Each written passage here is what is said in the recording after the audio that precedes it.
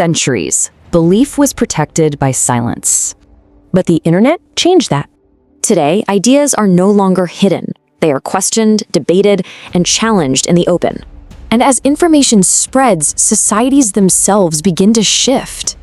Before we begin, subscribe to The Last Narrative for more deep, thought-provoking documentaries. You see, for most of human history, what a person believed wasn't really a matter of choice. It was a matter of access.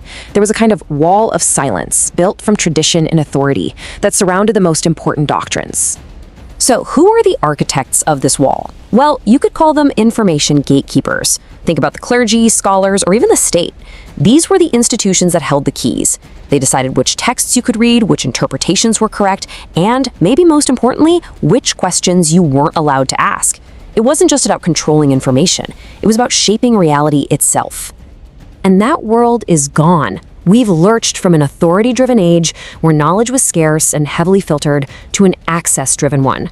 Today, information isn't just abundant, it's overwhelming. And it's almost completely unfiltered. That single, controlled narrative has been shattered into a million competing stories, all fighting for your attention, right there in the palm of your hand. This incredible shift brings us to the core of our story, what you might call a digital reformation.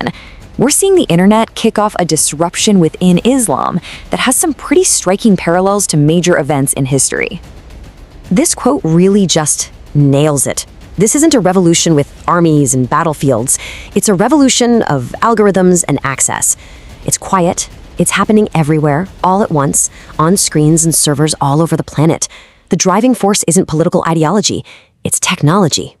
And you know, we've actually seen this movie before. About 500 years ago, the printing press completely shattered the Catholic Church's monopoly on information. It sparked the Protestant Reformation, simply by letting people read the Bible for themselves. Well, today, the smartphone is playing an almost identical role, putting the Quran, the Hadith, and centuries of theological scholarship directly into the hands of more than 1 billion Muslims. And this technology is fundamentally changing how faith is practiced. Believers now have a direct line to their foundational texts without a middleman. They're stumbling upon countless different interpretations, not just the one taught in their local community.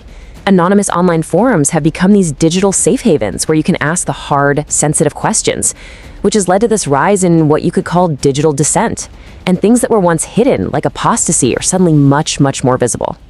This brings us to a critical turning point, one that takes us from the individual to the collective.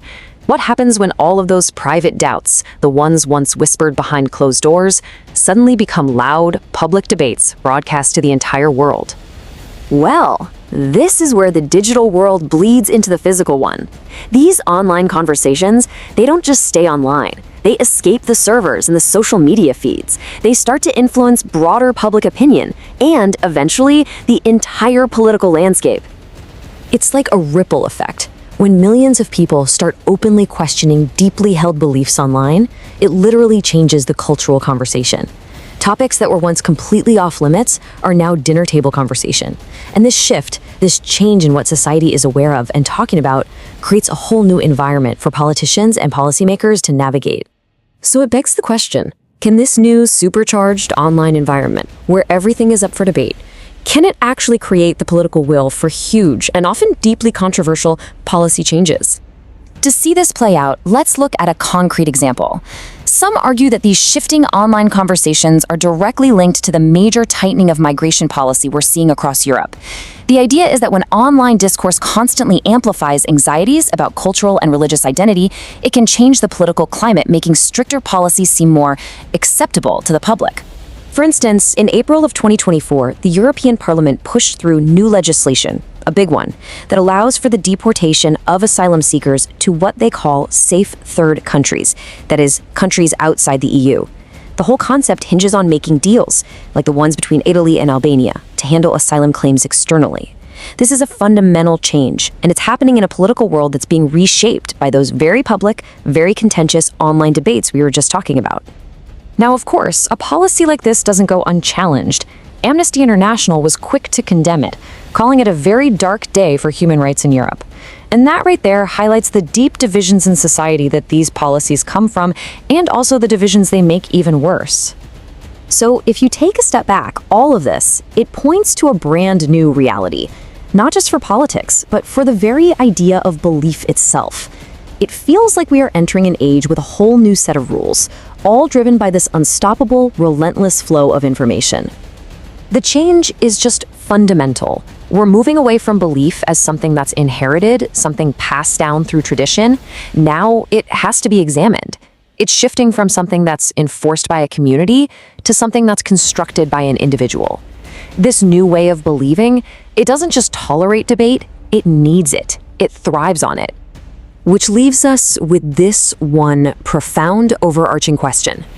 Can these ancient systems built on the very bedrock of unchanging tradition and authority, can they possibly survive in an age where the only thing that's constant is transformation? The honest answer is, we don't know. The future is unwritten. We are watching the story unfold right now. It could be a story of adaptation, where these institutions find a way to evolve. It could be a story of resistance, where they double down on the old ways. Or it could be a story of complete, total transformation into something we can't even imagine yet. Because in a world where information is unlimited, belief is no longer just inherited, it is examined. If you found this video insightful, don't forget to like, share, and subscribe to The Last Narrative.